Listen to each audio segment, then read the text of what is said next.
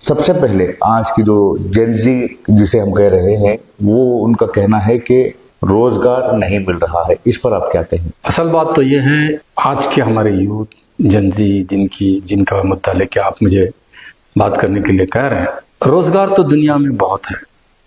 कभी भी दुनिया में रोजगार की कमी नहीं। अगर कोई कहता है कि मार्केट में एम्प्लॉयमेंट नहीं है तो झूठ बात है।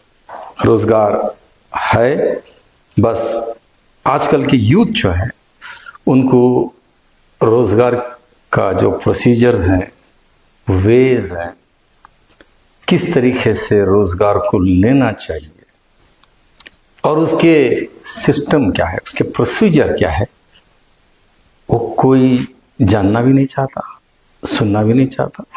बस बोलता है कि मुझे नौकरी दे दो। ये अप्रोच इटसेल्फ इज रॉन्ग।